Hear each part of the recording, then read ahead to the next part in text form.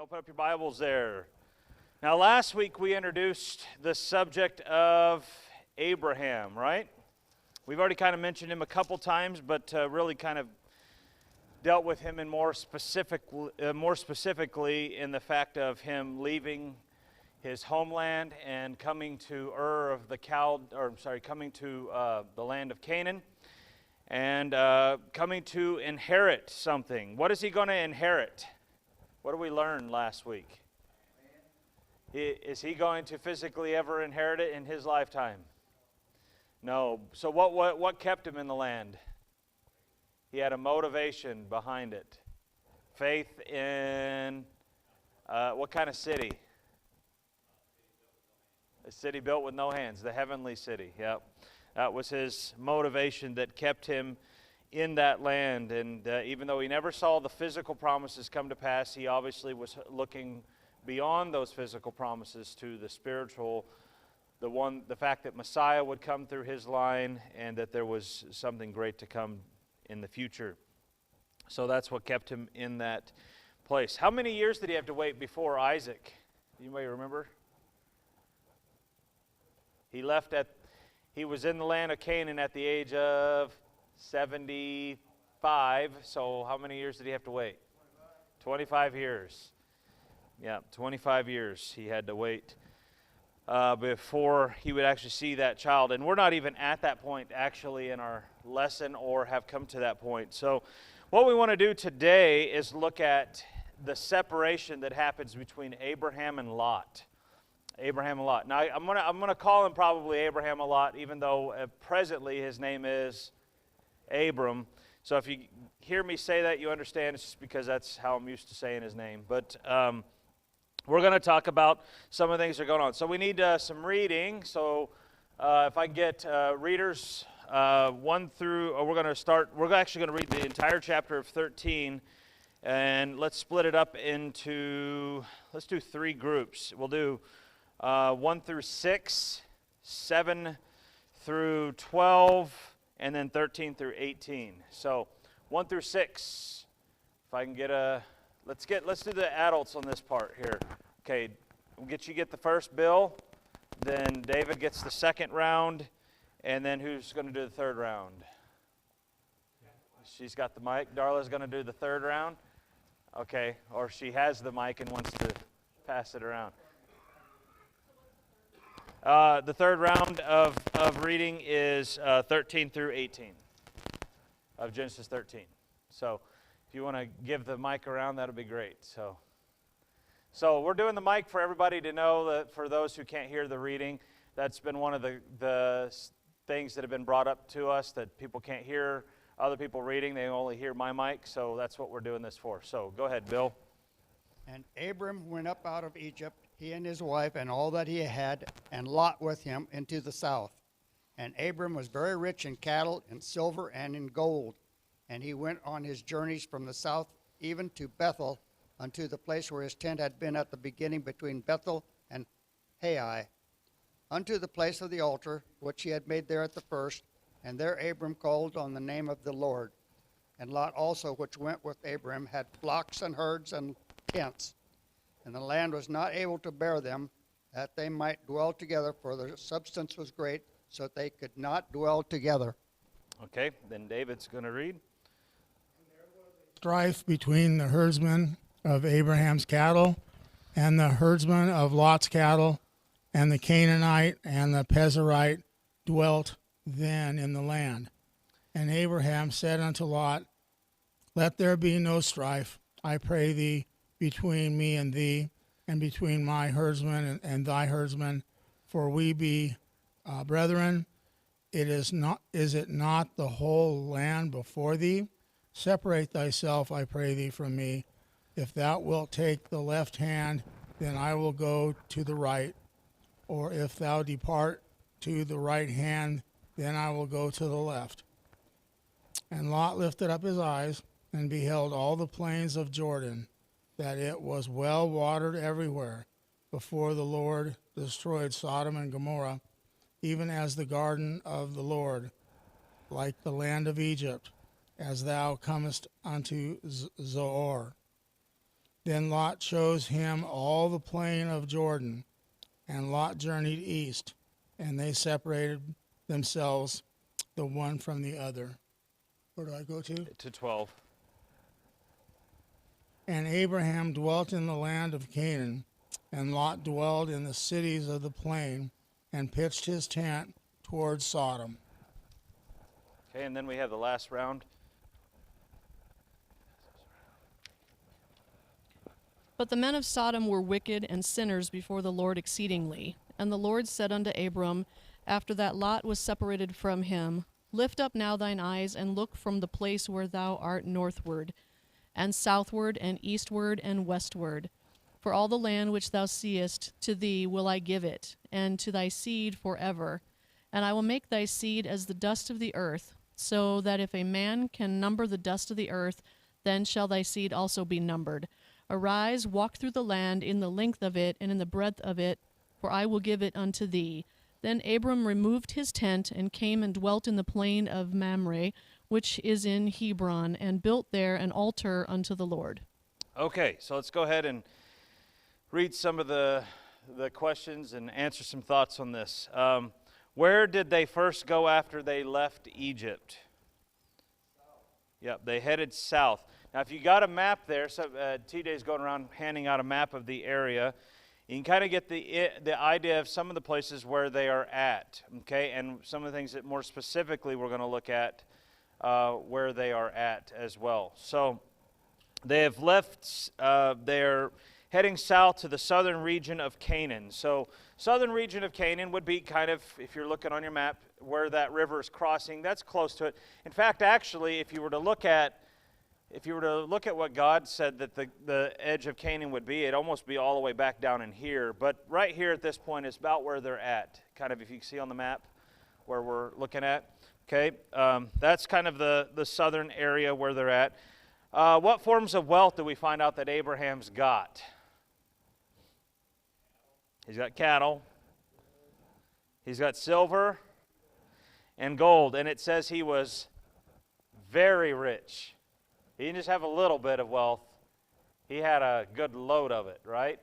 He was very wealthy. Okay, where did they go after that? It says they moved towards someplace. Where? Bethel. So they're moving north, okay? So we can see they've kind of come into the south, and they've moved up toward kind of in the center, maybe a little lower than the center of the land of Canaan, to Bethel. What's significant about Bethel? Anybody remember Bethel already up to this point? Go back to 12:7. Look at 12:7. This is after Abraham's come into the land of Canaan. This is one of the not the very first, but one of the very first places he comes to. And what does he do when he's there? He builds an altar. Yeah, he builds an altar there. So this is a place where he's met with God. It's a place where God has met with him up at this point. And so what's it say he does in our text? Verse 4 of our text of chapter 13. When he gets to Bethel. The altar's already there. What does he do?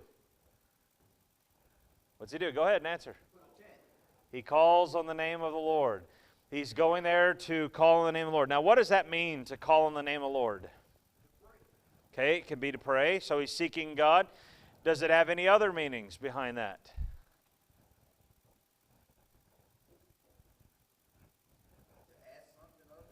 Okay, so that would kind of fit into that same praying concept. Sometimes you'll see in the Bible that it can also imply just worship. Okay, so the term could be that it's actually a prayer or a prayer request, calling on the Lord. Sometimes it's a reference to worship. Specifically, you'll see in the Psalms that it's also connected to that. So we'll see that a little bit if you see the phrase, call upon the name of the Lord. And again, it's also an identifier. The people that call on the name of the Lord. It's an identifier, specifically in the New Testament, of Christians. It's those who call on the name of the Lord. It doesn't mean that they are all getting saved moment after moment after moment. We use that reference in Romans 10:9 and 10, that if thou shalt call, for whosoever shall call upon the name of the Lord shall be saved. But that becomes a identifying, what they call a moniker, a way in which somebody is named. And you'll see that used sometimes in the Scripture. How or what is the source of conflict that's going on, that develops in this passage when they get back in the land of Canaan?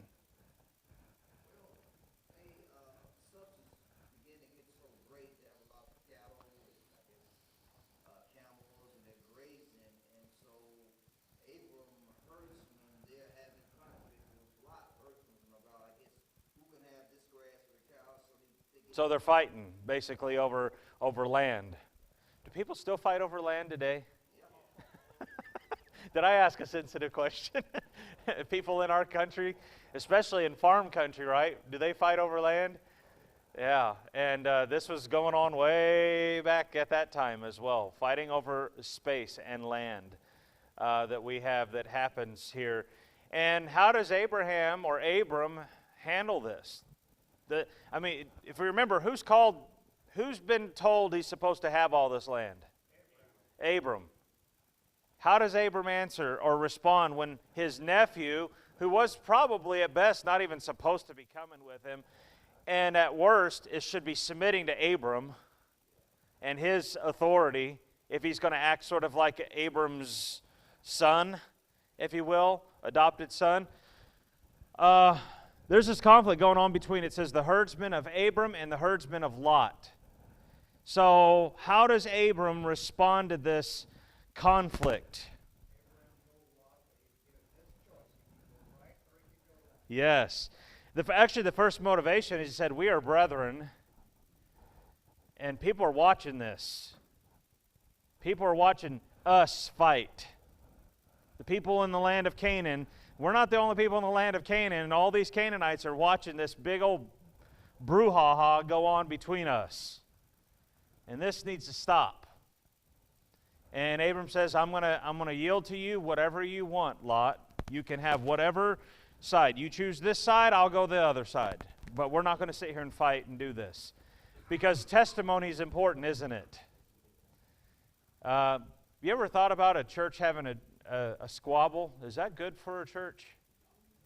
Now, we've been talking about that on Thursday nights. If you've been staying with us on our Thursday night series, one of the things that destroys the firm standing of a church is infighting.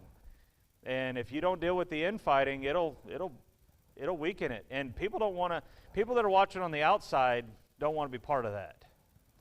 Right? That's not inviting to come to a church where a church is squabbling about everything.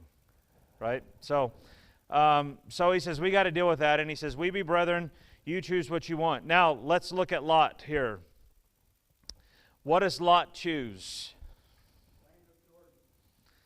Yeah, he chooses it says there, the well-watered plains of Jordan. And it mentions here, it's well-watered, and he describes it like what? Did you notice how couple of the descriptions he gives to it? As the garden of the Lord. What's the garden of the Lord? The Garden of Eden. Here we got a little insight to Genesis chapter 2 and 3 from what he said. What do we know about the Garden of Eden now? It was a very well-watered place, very fruitful place, very abundant in growth. Why would he want to choose that place? Good pasture for his cattle. Yeah, good pasture for cattle. So he chooses that, and he also mentions it's also like it was in Zoar. Did you see on your map where Zoar is at? It's kind of, they actually connected to Egypt. Did you see that there? Because Egypt actually was said to go all the way kind of back over in here. Zoar there, kind of at the south of the is that the Dead Sea? Yeah, the Dead Sea. He says it was very, very fertile. If you go in that area now, it's not very fertile. It's just salt. It's covered. It's basically salty all around the area. But at one point, this shows you that things have changed, haven't they? But so he chooses that. Is he in the land of Canaan anymore once he goes in there? Once he goes there? No, he's basically kind of cut himself off from the land of Canaan. He's crossed over Jordan. He's chosen the other side of Jordan. He's chosen the southern part over there by the area of Sodom. And what's it say he does when he gets down there? he pitches his tent toward Sodom. He gets the best of both worlds, right? He sees that Sodom is got its own benefit. Some people have suggested that when they've actually looked up, they've found some of the remains of the city of Sodom after the fire and brimstone fell down. That's going to be something I'm sure we'll talk about here, I think, in the next lesson. But they have found the remains of Sodom, and they said it wasn't a little small rinky-dink town. They said just by the size of what we're finding, you had probably 5,000 people living in that place. And they said that's just one of 5 cities that got destroyed that were right in that area. So he's got a good populace. What's the benefit of having a lot of people around? You can make money off of people, and you can benefit, and you don't have to be the guy that creates everything for yourself. You can go into town and go get a tool, go into town and go get some milk, or go into town and go get some grain. Whatever you're not able to produce out of your own ability, you can go get from those towns. And so there's some benefit being close to a town. But then there's a little statement made there. Did you notice what he said? And it gives us a little bit of foreshadowing. Wicked people. And we know as we continue to read through Genesis that God's going to have to judge those people. And right now, is Lot in that city? He's outside of it. But the next time we see Lot show up, anybody know where he's going to be? He's living in the city. He's got a house in the city. He's got his family in the city. He's got a wife. We don't ever hear anything about a wife. He might have had a wife. We don't know up to this point, but he's got one now when he's there, and he's got a family and grown children, or apparently grown children, or mostly grown children, that are in that place. So it's important that when you make choices based on the spiritual well-being of what it's going to do to you and to your family, right? Because he's making his choices being made on how? What will best benefit him, right? Physically. He's making decisions based on his physical desires. Can I give you a little practical? Making a decision on how much money I'm going to make. Is that the best decision on decisions we should make? Is that the best motivator? If I make a bunch more money, that's better? Not always, is it? Sometimes it's a blessing to make more money, but you better make sure it doesn't put other things away or push other things away, like a spiritual life, like walking with God, like making the things of God important. And in this case, it's going to be so bad that God has to actually judge the entire city for it and saves a lot out of it before he does it. That's another lesson, but that's important to note. This is showing you really kind of the heart of Lot at this point, that he's not making decisions on a spiritual standpoint, right? He's making decisions based on a fleshly gratification. What's going to make him the most money? What's going to do the best for him? Okay. Where does Abram settle after the split? And we find that in verse 18. Yeah, he removed his tent and came and dwelt in the plain of Mamre, which is in Hebron. And there he builds another altar. So this is the second altar. What was the first one? Bethel. Second now is in Hebron. And there we see that Abram's got a completely different motivation. It just appears to be a different motivation. Did you hear about Lot building an altar when he went out there in the plains of Jordan? To call on the Lord and to lead his family to walk with God there? But you see Abram's doing that, doesn't he? He's got that heart, okay? All right, so when we consider the actions of both Abram and Lot, they obviously have completely different things motivating them, don't they? One appears to be completely about the flesh, following what his desires of the flesh are, what's going to make him the most money, what's going to benefit his wealth the most, all of that. The other one is got the attitude of, I don't care what you pick. You can have this one, I'll pick the other one. He's willing to take the lesser, even though he is, by God's rights, has the authority to choose what he wants. Doesn't he? But he's got a willing heart, willing to submit to what Lot would choose. And really, there's a reason why this is happening. Because God doesn't want Lot hanging around there very much longer. Anybody know why? Because he's evil of heart? Does God want Abram and Lot to stay together? I don't believe he does. And one of the reasons why is it's similar to the same way why God didn't let Ishmael stay with Abram. Because he's going to end up blocking out the promise or attempting to usurp the promise. What was the promise to Abram? That in him all the families of the earth will be blessed, but it's going to come through his line, right? And Lot is not part of his line. And Ishmael, when we'll find out later, is part of his line, but he's not part of Sarah's line.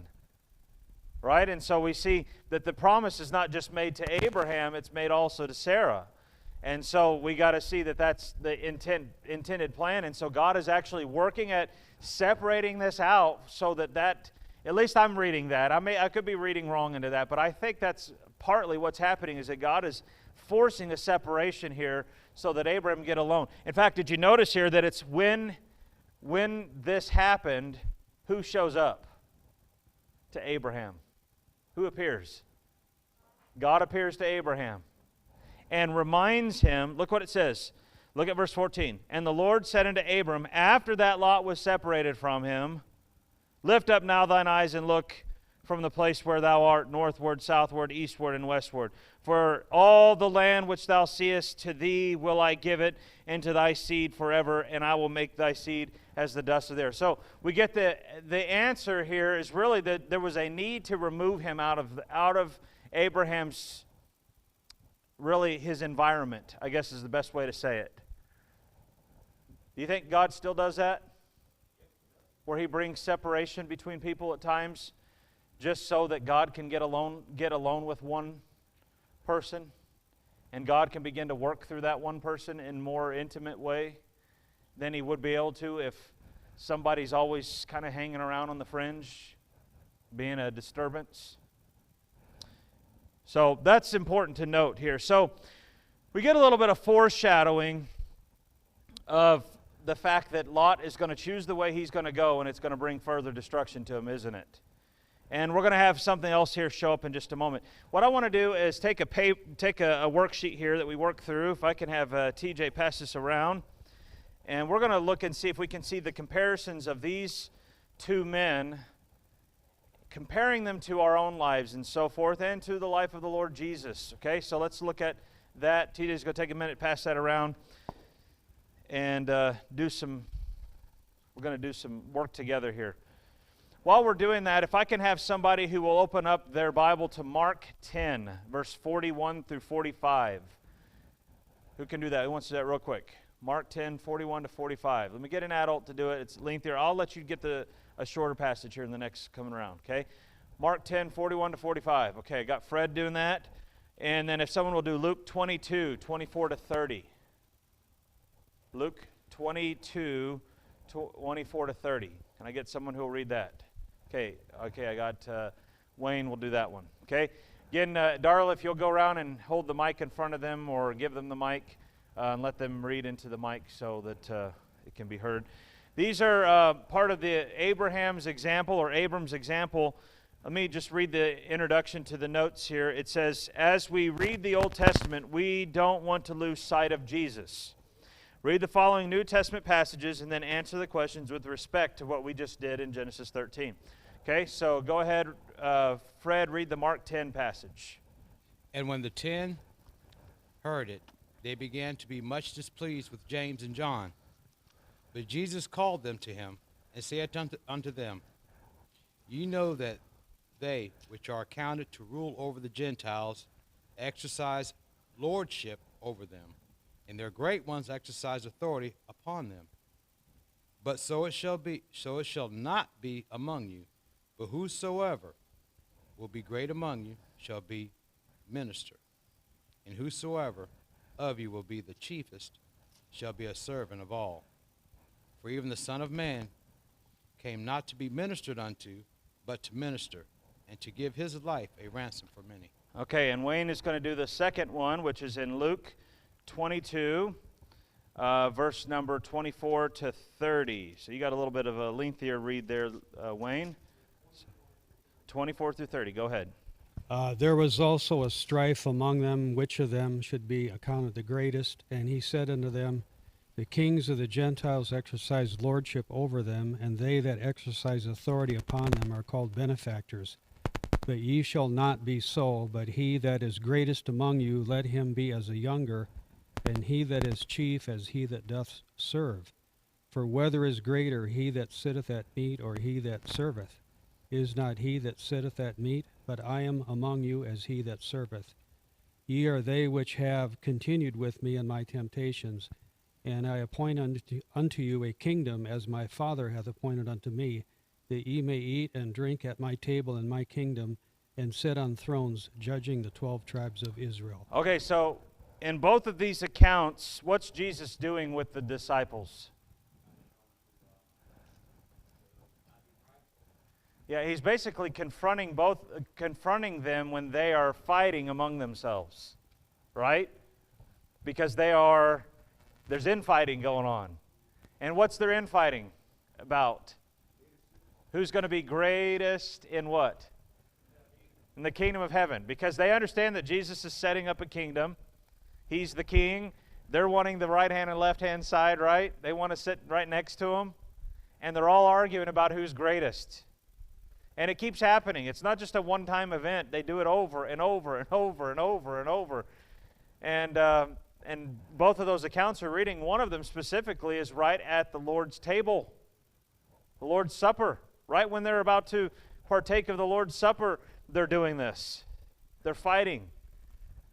And the Lord is confronting that, and he's saying that needs to stop. This is not what believers do. Believers are not like the Gentiles. Gentiles, it's kind of a way of saying not like the lost, right? So with that understanding, does that sound similar to what we were looking at in Genesis 13? Was there infighting going on? Yeah, and he says the Gentiles are seeking their own kingdom, and they're trying, whoever's got the most power, whoever's got the most authority, they lord over it, and they take what they can get. He says, but our attitude is to be servant of most. That's how believers are supposed to be. And if there's anyone who put that on display, it was the Lord Jesus, who was the highest authority, who had the right to take anything and everything he wanted, but he yielded himself. Right? So with that understanding in mind, let's look at these questions here.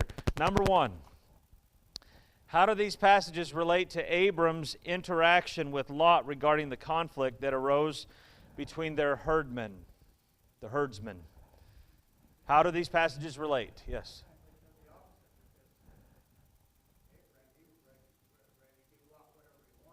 Yeah. He wasn't wanting to fight. Abram wasn't wanting to fight. Okay. Anybody else got a thought?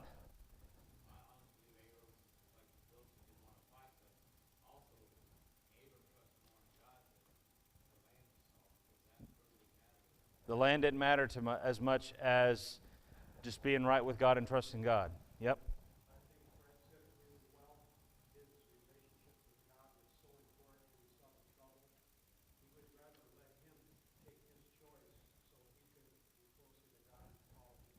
Than to let Lot pull him into that mess. Yeah, that's right.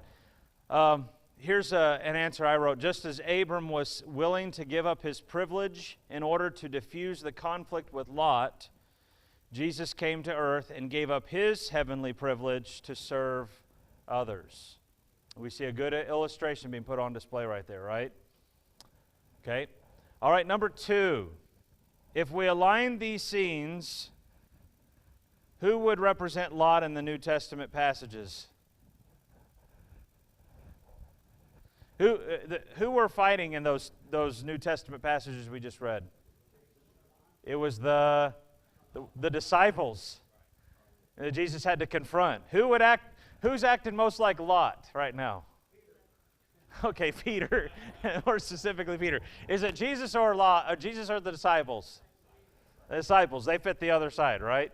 They're really putting that on display. But they're supposed to be acting like Jesus. Lot was seeking his own personal gain, just as the disciples were seeking to have a high standing in Christ's kingdom. You say, is it wrong to desire a high standing in Christ's kingdom? Is it wrong? No, but you don't go about it by kicking people down. Right? You don't go about it by making everybody else look bad while pushing yourself up. Jesus said the way you go about it is by serving. He that serves will be greatest in that kingdom. Okay? All right, so that's important. Number 3. Now this is where you get a little personal. Anybody wants to be personal, you can. Can you think of an example in your life where there was a conflict over property or time or resources of some sort? How did you respond to the conflict? How might your response be different in the future in light of these passages? Anybody want to give an answer? You don't want to touch that with a 10-foot pole? Okay. Let me ask this way. Has there ever been times that you've been in conflict over things that are really not important to be conflict over? Yeah. Especially in light of eternity. You might say, well, it's important here in this world. Okay, it's important here. But in light of eternity, that's not going to mean anything. All that's going away. You know, heaven and earth is passing away, the Scripture says. That's not going to be here forever. There's going to be a new heaven and a new earth. And then you're not going to have conflict anymore over the land. You're not going to have any of that. I don't know what it's going to be like exactly, but I know it's not going to be one where there's a lot of infighting going on among the groups of heavenly people. How should we respond? Turn the other cheek. Is Bill right? Yeah, that is the right attitude toward it.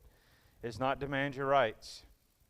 Now, there are times that you need to demand right, but not necessarily for the sake of just because I want it. Do you understand what I'm saying? Is there a difference? Maybe think about it for a moment. I was over at Paul's house yesterday, and we were talking about murder. Is it right to kill? No. But is it ever right to defend yourself? And it may even involve that. But you're not intending to do that. It's something out of self-defense. Or even in the sake of somebody else being attacked. Is it right to stop somebody, even with physical harm if you had to, because of somebody else being hurt? Yeah. So there's a motive behind it. You understand what I'm saying? The motive is what's important. It's not necessarily the action fully. The action obviously can be wrong, but the motive needs to be right in it. Do you understand what I'm saying? And so there are times where you need to stand up for right when people are doing wrong in society, doing wrong to people, doing wrong in that way. But ultimately, in the end, we got to remember this world is not your home. And I have to be reminded of that just like you have to. You say, well, a pastor should have it all down. I got it all up here. I know it up here, but sometimes putting it into practice with my hands is not always as easy to do, is it?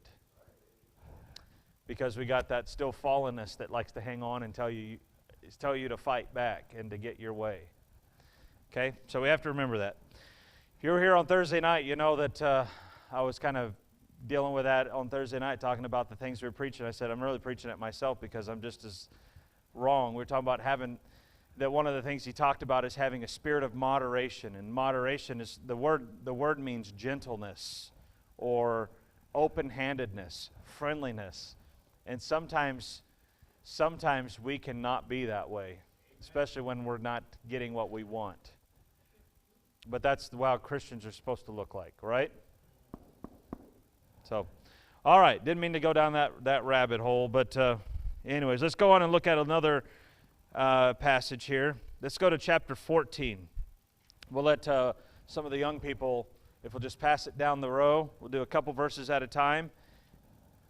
We got 14 verses 12 through 24. Let's do 6 in a row. Can we have, we're going to be in Genesis 14. Sorry, going back to Genesis 14. So if we can start from Paul, work our way down, and we need 6. Can I get 2 other people from the back be up here ready to read? Come on up here ready to read so Darla didn't have to run back there to get you. You're chapter 14 of Genesis, verse 12. I'm going to let you do 2 verses at a time. 12 and 13 for you. Andrew, you got 14 and 15. TJ, you got 16 and 17. Shai, you got 18 and 19. Here, go down it this way. That way we don't. Addie, you got 20 and 21. And then Danielle, you got 22. I'm going to give you to 24. You got a little bit. You got one extra on there. So go ahead, Paul. Start us off. And they looked Lot, Abraham. No, Ben said Genesis 4. Oh, you're right. You're right. I'm wrong. And he looked Lot, Abraham's brother's sons, who dwell in Sodom, and is in his goods, and repaired. And there came one that had escaped in plain of Mamre. Escaped and told Abram. And told Abram in Hebrew for to dwell in the plain of Mamre. Abram, brother of Ezekiel, The Amorite. The Amorite. Brother of Eshcol. Brother of Eshcol, and brother Aner. And these were confederate with Abram. Okay, Andrew. And when Abraham heard that his brother was taken captive, he armed his trained servants born in his own house, 318, and pursued them unto Dan. And he divided himself against them, he and his servants, by night, and smote them, and pursued them unto Hobah, which is on the left hand of Damascus. Okay, TJ.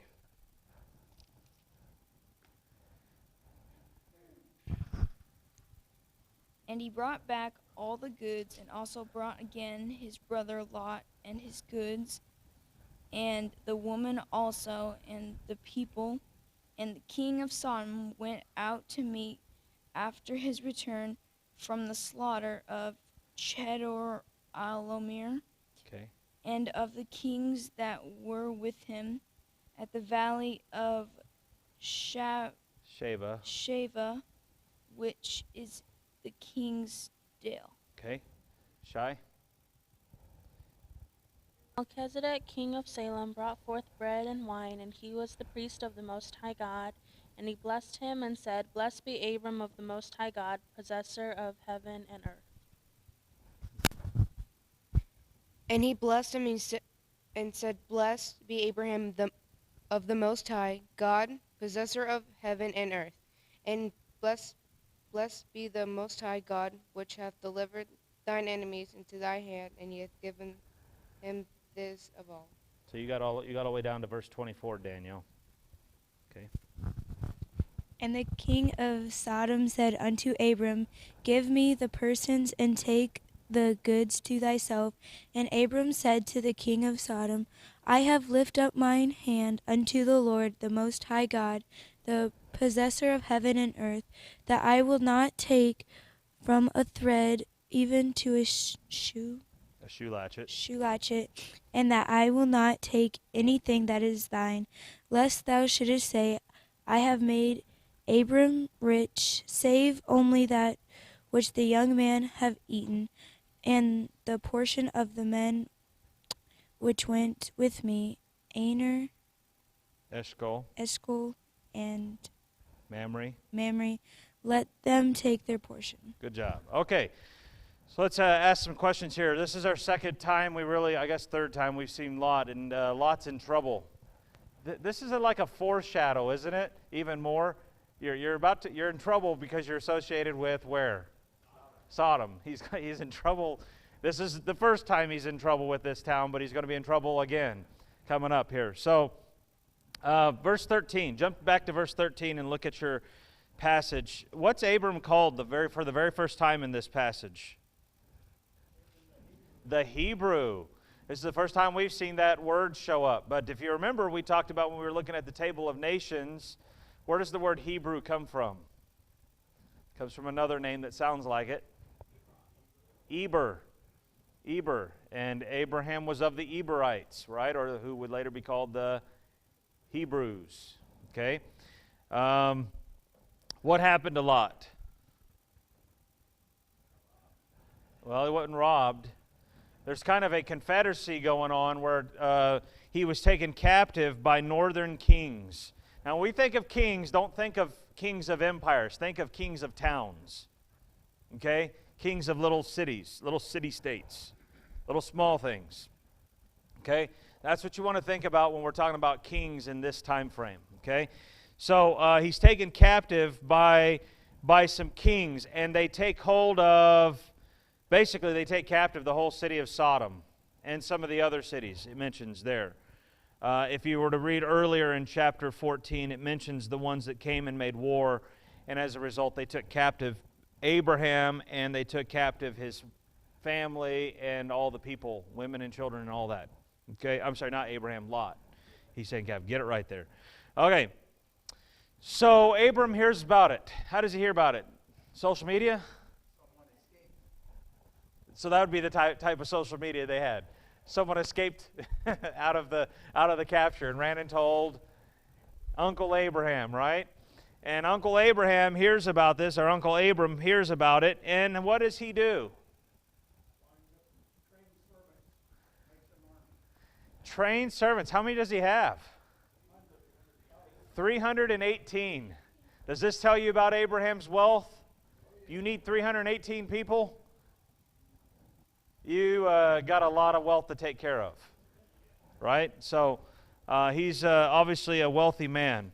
He's got them trained, by the way. That's an interesting little thought. He has actually trained them for war. So what does that tell us about Abraham? He's a leader. Not only is he rich, he's a leader that has made sure they were trained to fight. Why does he think that? Why does he have that necessary thing going on? If you got a lot of money, you got people that want to steal from you. And in this day and age, they're not just going to try to steal from you cunningly, they're also going to try to come in and kill you and take over. Right? So there's need for that kind of stuff. Okay? So where did he pursue? Now look on your map there, and you can look at kind of the idea where they were at. If you remember, Sodom is the place where Lot is close to. He's down at Hebron, where Abraham's at. Okay? We don't know exactly how far along, but how far does Abram travel to get to? What's it tell us on? To Dan. Now hold on for a moment. Where does the name Dan come from?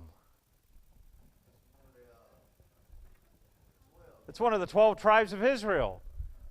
And they're naming Dan all the way back at this point.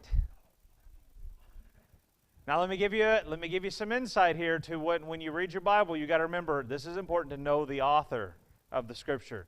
Who's the human author at this point? It's Moses. Was the 12 tribes of Israel in existence at Moses' time? Yes, they were. And does he know where they're going to be situated in the land? Yes, he's actually the guy that lays out the plans for where they're supposed to go. So when he's mentioning Dan, remember who he's writing to. Who's he writing to? He's writing to the Israelites who are going to come into this land, who are knowing where this battle took place or where this issue took place. Dan wasn't there at the time, okay? Do you understand what we're talking about? So he's jumping ahead. We see that in the book of Exodus as well, where you'll see the mention of Ramesses used. Ramesses isn't around during the time of Moses. It's actually, or at least the king at the time isn't used. But it's actually even used even in the book of Genesis. You'll see Ramesses. But it's obviously pointing back to, or pointing ahead to the time when people are looking back saying, oh, Ramesses is the king. That's where he's at. This is where the town's at and all that. You kind of understand? So they know location where this happened. If I was to try to tell you about an event that happened, let's say Civil War time. City's not there that was there before, but there's another city there. How am I going to explain to you where something happened? I'm going to have to say it's over there. You know where that city is over there? It happened right in that area. But that city doesn't exist today, or didn't exist at that time, right? You get what I'm saying? That's what's happening here in the book of Genesis here. So just, I know it took a long time to explain a little point, but I just making the point when you see that, because people will use stuff like that and say, see, the Bible's lying, it's got inconsistencies, that didn't even exist, all that kind of stuff. Just remember how we got to think through what's being said, okay? All right, so they travel. This is somewhere someone has estimated that Abraham, or Abram, with his 318 servants, travels some 150 miles to overtake this captivity that has happened, where Sodom and some of the other cities have been taken captive. He travels some 150 miles, and what's his strategy for attacking? Divides his troops at night, and they come around from different sides and attack, right? Do they win? Of course they won. And does this not play into some of the promise we saw in Genesis chapter number 12? Genesis 12, where it mentions the fact that God said, I'm going to bless you, and I'm going to protect you, and I'm going to curse those that curse you, and all that kind of stuff. Is not God obviously showing that He's going to protect Abraham? And even this, Abraham didn't have to worry about this at all. He's taken care of this whole thing. Now, after the whole event happens, they've taken back what has been stolen. They've won the battle, successfully rescuing Lot, rescuing his family, rescuing the goods that had been taken from these raiding kings. Who ends up meeting him? There's a couple people that meets him. Give me the first one that you see. Give me the name of the first one. Or not the name, the title of the first one. The king of Sodom. He comes out and he greets Abram, right? And he's glad that Abram took care of him and delivered them out of their captivity and all of this kind of stuff. Verse number 17, the king of Sodom went out to meet him after his return to the slaughter of Kedorlaomer and of the kings that were with him at the valley of Sheva, which is the king's dale. By the way, a dale is a word for valley, which you notice there it said that, the valley of Sheva, okay, called the king's dale. And who else does he meet? He's this mysterious person that shows up. What is his name? Melchizedek. He meets Melchizedek, and we don't hear anything about this guy until you get to the Psalms, and it only mentions his name once, and then you hear about him again in the book of Hebrews several times. This guy is a mysterious figure that shows up, okay? He's just there, and then he's gone. But he is called Melchizedek, and we'll later find out he is a king, and he's also a priest. He's actually called a priest here, isn't he? Did you see that? Priest of the Most High God. Melchizedek, king of Salem, it says, priest of the Most High God. Isn't that an interesting thought? You have a king priest. Why is that interesting?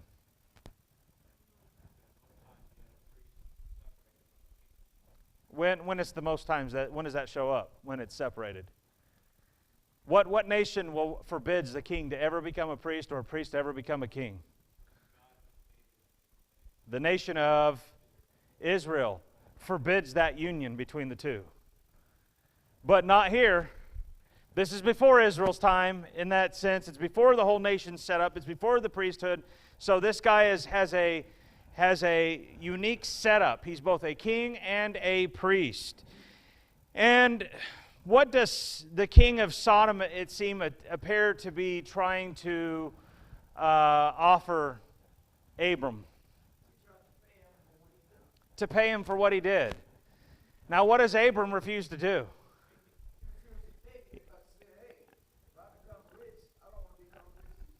At your hand, at my, yeah. You know what he's saying? I know there will be some strings attached if I take from you. You know, one of the things that you hear churches try to be very leery about, especially like Heartland, our Baptist Bible College, the college that I'm on the board of there, that one of the things they try to be very leery about is taking any kind of a government help. You know why? Because usually there are strings attached. If you take our help, then you have to do such and such. And they don't want that. That's the same kind of thing that Abraham's doing at this point. He's saying, I don't want to take that. But instead, what does he do?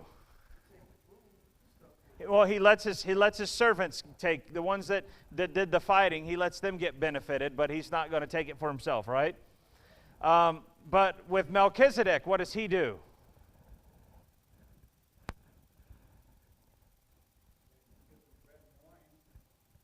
Okay, so let's look what it says here.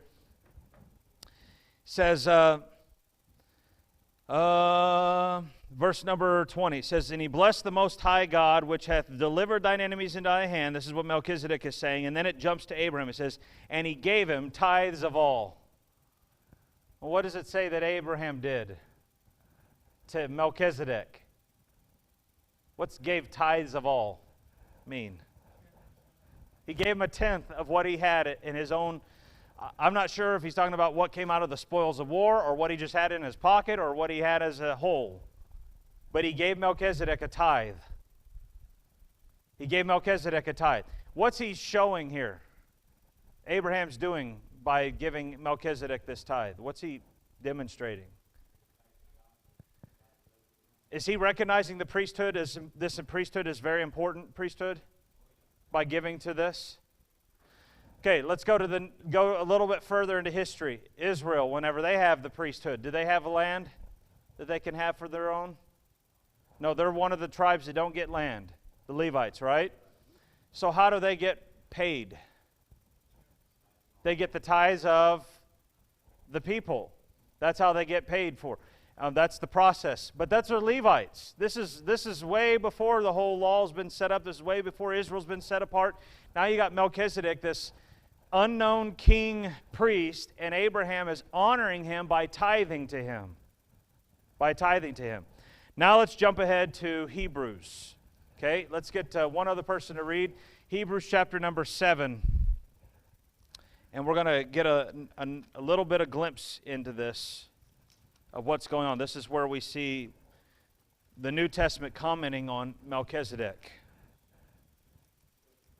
Hebrews 7, 1 through 4. Who wants to read that passage? Okay, Paul wants to read it up here. Hebrews 7, 1 through 4. Noah being warned of God. Hebrews 7. 7, not 11. For this Melchizedek. 7:11 verse. 7, 1 through 4.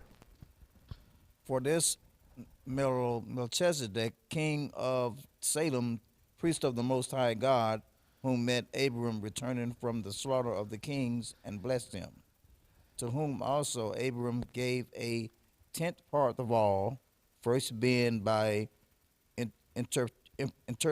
interpretation king of righteousness, and after that also king of Salem, which king of peace, without father, without mother, without descendant, having neither beginning of the days nor end of life, but made like unto the Son of God, abideth a priest continuously. Now consider how great this man was, unto whom even the patriarch Abram gave the tenth of the spoils. Okay, so get this now. Abraham honors him, and he's making the point, Paul is making the point there in Hebrews, the fact that he gave him tithes implies that he recognized he was greater than Abram. That's what he's saying here, that he was greater than Abram. That's how Paul's acknowledging. He says, and he has neither father nor mother, or beginning of days nor end of life. Does that mean that this Melchizedek has always existed?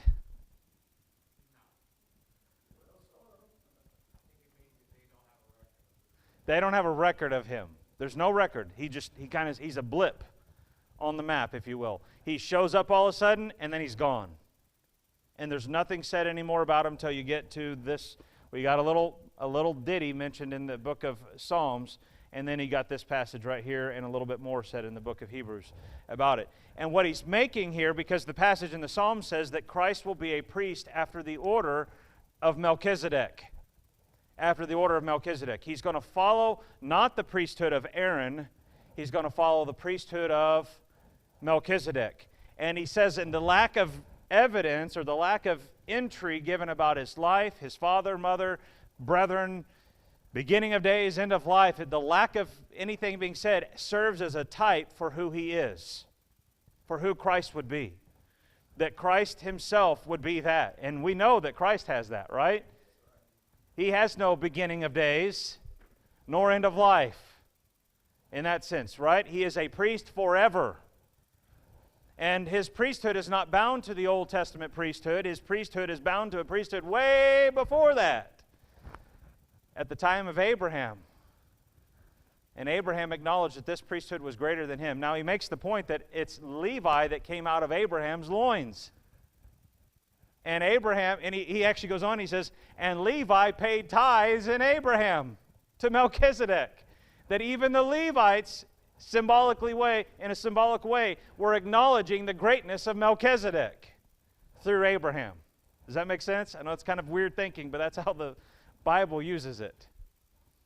So what's the point he's making here? Is that he fits a picture of what? Of Christ. He puts on display a picture of Christ. And so what do we learn here from this encounter that Abraham has? Is that he's actually in some symbolical way recognizing the authority of Christ as priest and king. In fact, did you notice here that in Hebrews it actually defines what the word king of Salem means? Anybody know what king of Salem means? It means king of peace. And what is the title? He's called, he says he's called Melchizedek. Let's look at it. It says, this Melchizedek, king of Salem, priest of the Most High God, who met Abraham, returned from the slaughter of the kings, blessed him, to whom also Abraham gave tenth of all, first being, by interpretation, king of righteousness, and after that also king of Salem, which is king of peace. So he's given two titles by his definition of names, king of righteousness, king of peace. Does that not give us further understanding of who he is? Or at least the type he's picturing, right? Okay. Anybody ever heard the word Salem before? Not that kind of Salem, not the Salem witch trials. There's a word, Salem, that we use quite often. Jerusalem. Jerusalem. In fact, people actually believe that was where the name Jerusalem came from, was from this king of Salem. Okay? Just possible, I don't know, but that's what I've read, and it's actually in my notes too. So that's an interesting little thought. All right. Well, let's go on and finish here. What have we noticed about the difference between Lot and Abraham all the way through this? Just kind of finishing it up with this thought. How's Lot's heart seem to go, and how does Abram's go? He's after what he can get. He said Abram's very religious, Lot's after what he can get. Anybody have any other thoughts? Is Abram perfect? Is Abram going to do some stupid things? Shake your head, yes, yes. He's going to do some things he shouldn't do. But is he a man that follows God? He's a man that obviously wants to do what's right and seek God. And even in the examples we learned, he was willing to yield and let somebody else have his way ahead of him, even though he had the right to it. Even though he had the right to it. And even at this example here, between the king of Sodom and the king of Salem, he chose to honor the king of Salem over the king of Sodom, right? Or to receive from the king of Sodom, he gave to the king of Salem instead. Completely opposite attitude, isn't it? It's that same attitude being put on display. All right, well, let's go ahead and close in word of prayer, and then we will be back in about 10 minutes, okay? Let's see. Wayne, can you close us in a word of prayer, please?